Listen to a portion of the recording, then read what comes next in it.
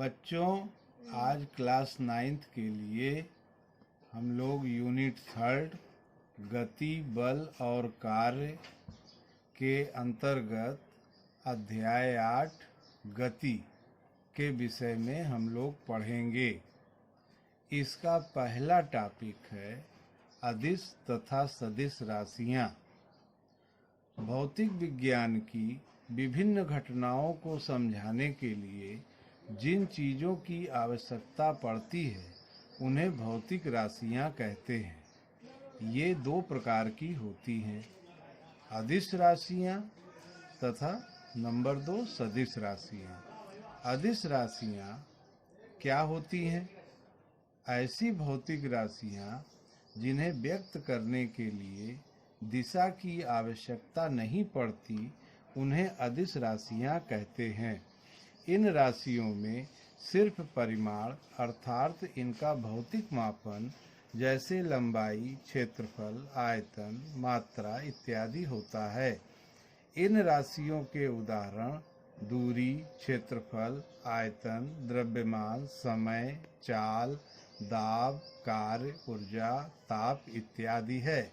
हम लोगों ने पहले पेज में ये जाना कि भौतिक राशियाँ क्या होती हैं तथा इनके प्रकार कौन कौन से हैं एवं अदिश राशियाँ किसे कहते हैं, इन्हें हमने उदाहरण के साथ जाना। अब हम आगे ये जानना चाहेंगे कि इन्हें हम अदिश राशियाँ कैसे समझेंगे। इसमें उदाहरण के रूप में सबसे पहली भौतिक राशि दूरी लेते हैं।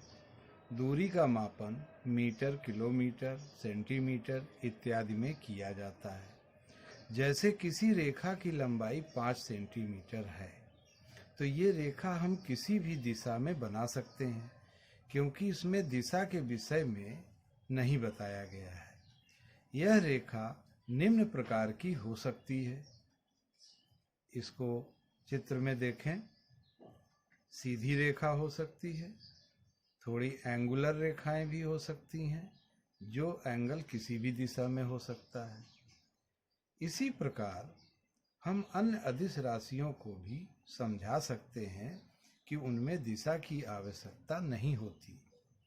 इसके अतिरिक्त हिंदी के ज्ञान के आधार पर भी हम इन राशियों की परिभाषा आसानी से याद कर सकते हैं। हम जानते हैं कि जिन शब्दों में उपसर्ग आता है वह शब्द के अर्थ को नकारात्मक कर देता है। जैसे पठनीय का अर्थ है पढ़ने योग्य।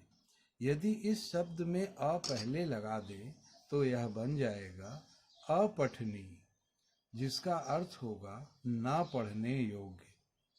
इसी प्रकार अदिश का अर्थ हुआ जिसमें दिशा न हो, अर्थात जिससे दिशा का बोध न हो।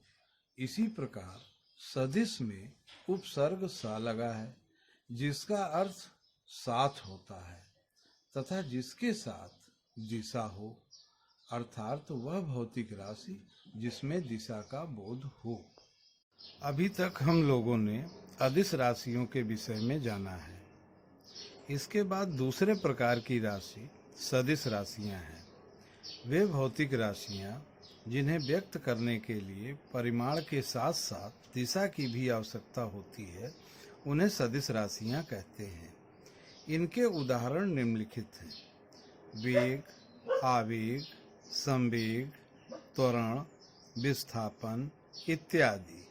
अर्थात इन भौतिक राशियों को व्यक्त करने के लिए दिशा आवश्यक है और इन्हें व्यक्त करने के लिए अंग्रेजी अक्षरों के ऊपर तीर लगाकर व्यक्त करते हैं। जैसे वेग को व्यक्त करेंगे v के ऊपर तीर बना देंगे, संवेग को p के ऊपर तीर बना देंगे, बल को f के ऊपर तीर बना देंगे इत्यादि से। वेग को अंग्रेजी में वेलोसिटी कहते हैं। इसका पहला अक्षर v हुआ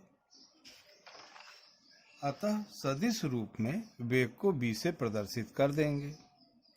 F से फोर्स हुआ, फोर्स का अर्थ बल है, अतः इसे F द्वारा व्यक्त किया गया।